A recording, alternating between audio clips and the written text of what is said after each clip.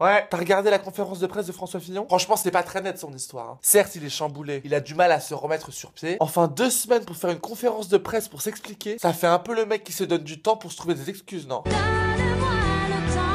Franchement, tu surprends ton mec en train de te tromper et il te sort: ah non ma chérie, mais c'est pas du tout ce que tu crois là. Par contre là je suis un peu chamboulé. Pour les explications, je te propose lundi en 15, ça te va? Franchement c'est bizarre, comme c'est étrange. Il a dit: j'ai mis du temps à réaliser que le ciel m'était tombé sur la tête. Le ciel t'est pas tombé sur la tête mon chat. T'es juste vexé parce que malgré tous tes efforts pour ressembler au gendre idéal, bah on a tous compris que t'étais quand même un petit filou. Petit filou?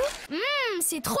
Tu sais, pendant sa conférence de presse, on aurait dit à un petit garçon qu'on aurait surpris en train de manger une mousse au chocolat avant de passer à table. Alors certes, t'as le droit, hein. Comme tu dis, c'est légal. Mais quand même. Tu trompes la confiance que tes parents ils ont mis à l'intérieur de toi. Ceci dit, il a raison. Tous les faits sont légaux et transparents. Je ne fais pourtant de tort à personne. En fait, c'est même pas ce qu'on te reproche, mon chéri. On a l'habitude de se faire baiser la gueule par la classe politique. Devenue maîtresse dans l'art d'utiliser les lois pour s'en mettre plein les poches. Ce qui nous fatigue chez vous, c'est que oui, c'est légal, mais on a quand même toujours un peu l'impression de se faire baiser la gueule, tu vois. Je le sens, je le sais, je le suis, il se fout de moi. Avec cet argument magique du collaborer avec sa famille est une pratique longtemps acceptée en politique. Tout le monde le fait. Il y a de plus en plus de touristes qui portent des crocs. J'ai juste franchi le pas.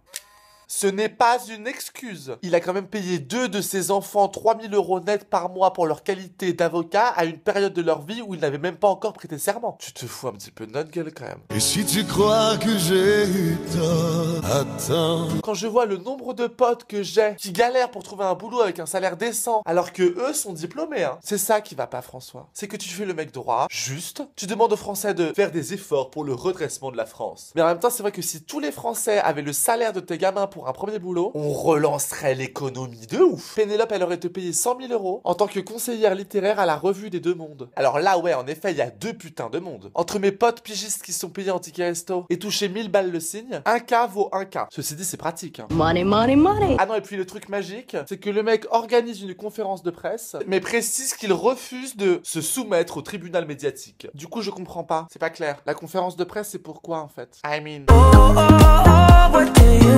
Il a carrément annoncé qu'il ne répondrait pas aux questions sur les enquêtes en cours. Mais on va faire quoi, du coup? Débriefer le concert de Lady Gaga pour le Super Bowl? Putain, ce saut dans le vide. Non mais il avait l'air sûr de lui, hein. Droit dans ses bottes, il a carrément dit: personne n'a le droit de juger du travail des collaborateurs parlementaires. Bah si en fait mon chéri. Je crois que les Français, ils en ont vraiment ras le cul de vos histoires en fait. Donc maintenant on aimerait bien savoir à quoi ils servent les impôts qu'on paie pour payer les revenus de ta petite famille. Allez, bisous.